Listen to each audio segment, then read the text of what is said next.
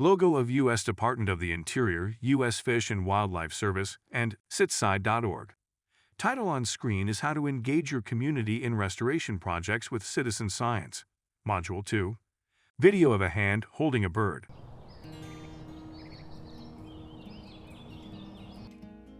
Video of a factory with different size smokestacks that have large clouds of gases rising into the sky.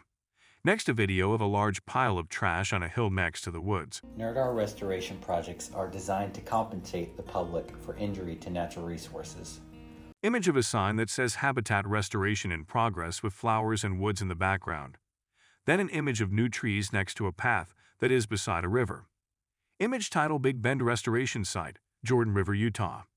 Image credit Jack Dahlquist. Well-designed restoration projects will restore, replace, or acquire the equivalent of lost resources and will consider the needs of the public during the planning process. Image of 4 people standing inside a fence and 2 of them are holding birds. Image title is YCC Crew Banding Juvenile America Kestrels. Photo credit Manby Abenamem, USFWS. Image of a large group of people marching on a road next to hills and flowers with a person holding a drum in front. Image credit Lissa Hupp, USFWS. When considering the needs of the public, consider how nearby disadvantaged or overburdened communities. Video with an aerial view of apartment build complex with multiple buildings in a parking lot. Image of 4 people standing and looking at some blueprints on the back of a truck with one person writing a notebook. Image credit USFWS. Next image is of 4 people planting a garden next to a railroad track. Image title is Stone Creek Restoration Site. Image credit USFWS. Next image is of 2 people in the woods holding a clipboard and paper with a surveyor machine next to them. Can be involved in the planning, implementation, and monitoring of restoration projects. After watching this video, you will be able to write the monitoring questions you will address through the NRDAR project, generate lists of potential partners in the community, develop basic customer discovery interview questions in the context of NRDAR needs, build relationships with community members, know where to find additional information that builds on this video series. Image of a person sitting next to water on a rock writing in a notebook. Start by writing down the monitoring question or questions that you will address through the NRDAR project. Here are a few examples from existing NRDAR projects.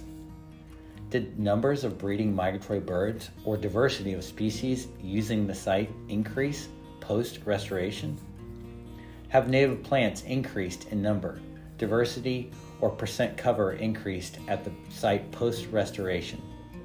Is the plant community composed of fewer than 50% invasive species following the first few years of restoration activities? Once you've identified your research question, write a list of potential community partners that might be interested in the restoration project. Don't worry if your list isn't very long. We'll talk about how to address that later. Image of a person's hands writing in a notebook. Next image is of a large group of adults and children all smiling and standing in rows. If you already have a project you're working on, take a moment to pause this video and start your list of partners now. Once you have a list of potential partners, find out if their needs and goals intersect with your restoration goals. Title Potential Community Partners. Table with the first column title partner name and the items below it include Bird Society, Friends of State Park, Native Plant Society, Farmers Association, Rod and Gun Club, Hiking Group, Local High School, Water Management District, City Officials, Parks and Rec Department, and Neighborhood Organization. Column titles on right is spoken to with one column for yes and the other column is no. The best way to have meaningful conversations with your potential partners is to set up individual, in-person discussions. Image of 2 men shaking hands in front of a tractor. Title on screen is Meet in Person. Next, a video of a man writing and then looking up to think while scratching his head. Write down a list of questions you'd like to cover and take them with you to the interview. When you talk to each partner, ask questions about them and their organization. Video of a woman talking to another woman at a desk with a laptop and papers. Video of 2 men and a woman walking in the woods with a clipboard and tablet. Video of a person using a phone. Image of a person writing in a notebook with another person across the table with a coffee cup. Also ask them for recommendations about who else you should talk to.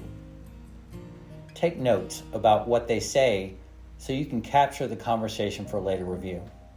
We'll be using these notes in Module 3. Your goal during these discussions is to learn as much as you can from the potential partner.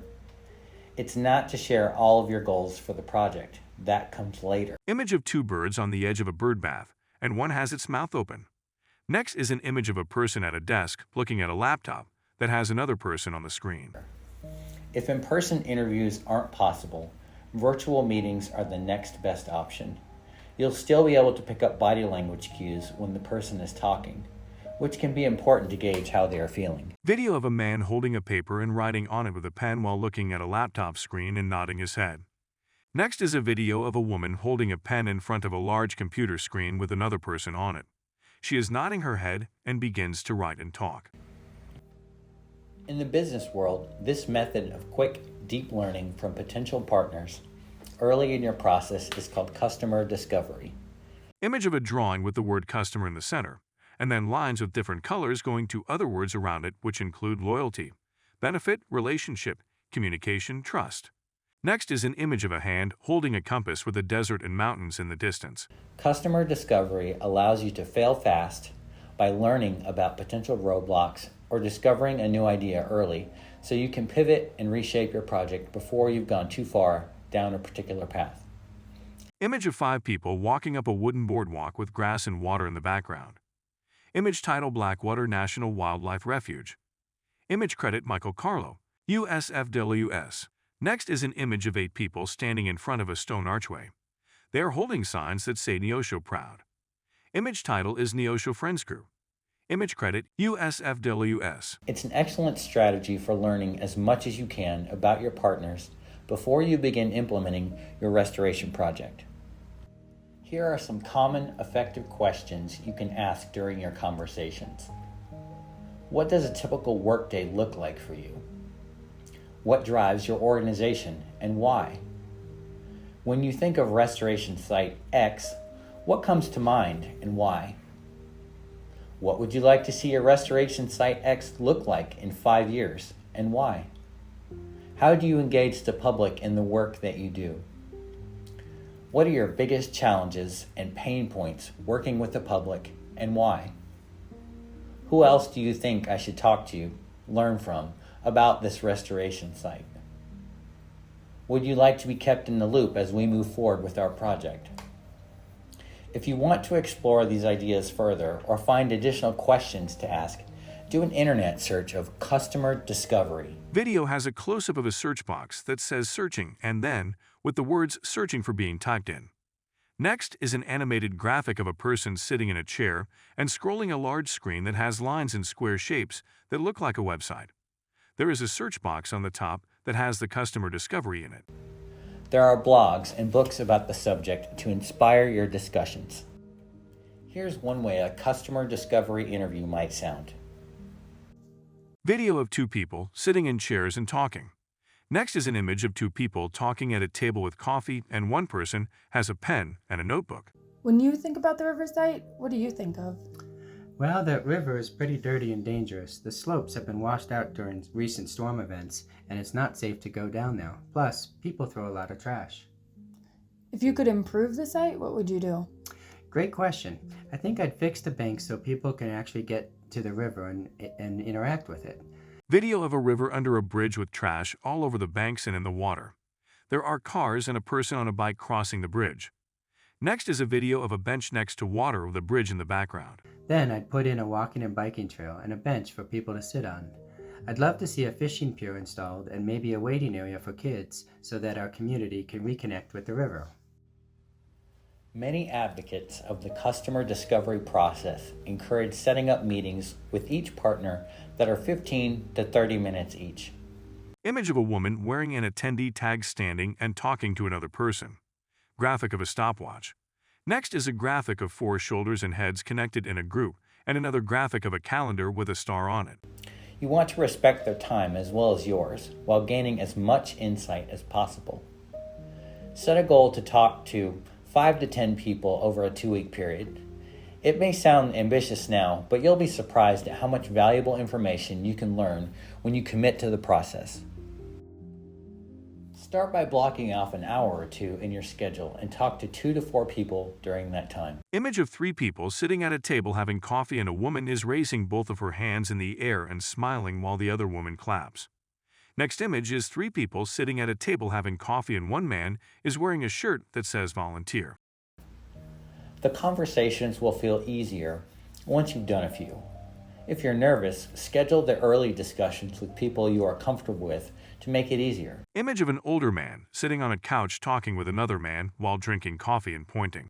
Next image is 2 men sitting at a table talking while one is holding a tablet. Next image is 2 women sitting in chairs and talking while drinking coffee. This process is most successful when project leaders are part of the conversations because they receive all of the information firsthand.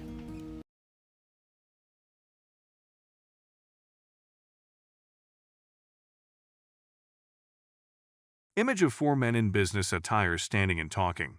Next image is 1 older man holding papers whilst talking to 3 younger men in front of a truck on the side of a road next to a But if you river. just aren't comfortable Image title is talking with people Blackwater on your NRDAR. own, consider Image credit teaming Michael up with Carl. someone you work with or a project partner and conduct the interviews together.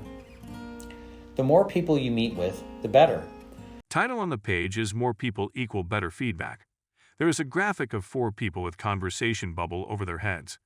Next is a graphic of a pen and a checklist. When someone recommends a new contact, set up a meeting with them as soon as you can. You know you've done enough interviews when you feel you've covered all the potential partners for the project and have enough feedback to take the next step. Video of a fish jumping out of the water on a fishing line.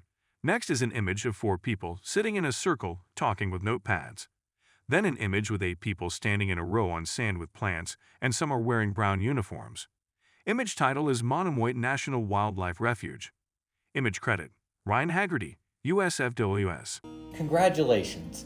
Once you've made it through the customer discovery process, you've successfully begun the process of building valuable relationships with the community that will be most impacted by the restoration work. In the next video, we'll discuss how to take the information you learned from your customer discovery and distill it into something you can use to create a meaningful citizen science monitoring program at your restoration site. Text on screen is in the next video. We'll discuss how to create a meaningful citizen science monitoring program from all that you learned from your community. Next is a video of a small bird with a fish in its beak.